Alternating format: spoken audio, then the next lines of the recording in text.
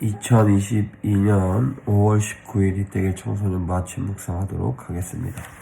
오늘 하나님이 주신 말씀은 고린도전서 9장 13절에서 18절의 말씀입니다. 그 중에 16절 말씀을 봉독합니다. 그러나 내가 복음을 전하는 것은 내게는 자랑할 것이 아닙니다.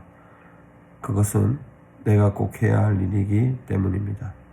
내가 복음을 전하지 않는다면 내게 화가 미칠 것입니다. 아멘. 바울은 오늘 우리에게 복음에 대해서 이야기를 하고 있습니다. 무엇보다 복음의 전달자는 어떤 삶을 살아야 되는가 이렇게 말씀하죠. 복음을 전하는 것은요, 내가 자랑하는 것이 아닙니다.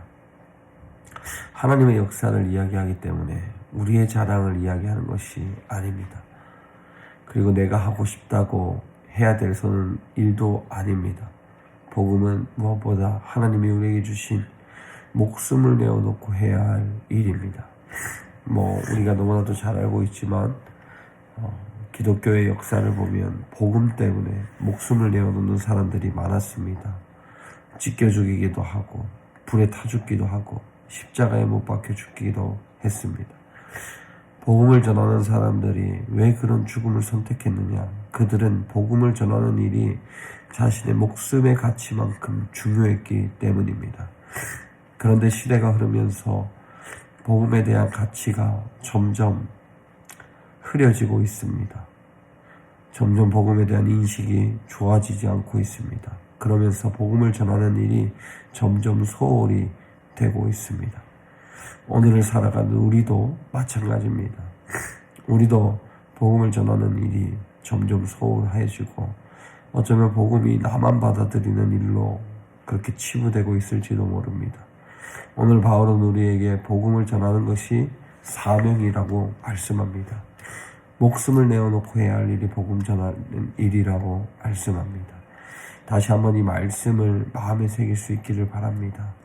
우리가 살아가는 삶 속에 환경과 여건 속에 복음을 전하지 못하는 환경이라고 느끼고 그런 상황이라고 느껴질지라도 오늘 말씀처럼 복음을 전하는 일은 정말 목숨을 내어놓고 해야 할 일이기에 우리가 오늘 우리의 삶 속에서 목숨을 내어놓고 전해야 할 복음을 한 번 더 깊이 고민하시고 그리고 그 복음을 전할 때 우리의 마음가짐이 복음이면 충분하다라는 마음가짐이 필요합니다. 그래서 오늘은 그런 마음으로 하루 살아갈 수 있기를 바랍니다. 무엇보다 복음을 전하는 하루, 복음이면 충분하다는 마음가짐을 우리가 함께 가질 수 있기를 바랍니다. 기도합니다. 하나님 감사합니다. 복음을 가지고 이 땅을 출발하는데 복음을 가진 자로서 복음을 가진 것만으로도 충분하고 복음을 전할 수 있음에 감사하는 오늘 하루 될 수 있도록 역사해 주옵소서. 예수님의 이름으로 기도드립니다. 아멘.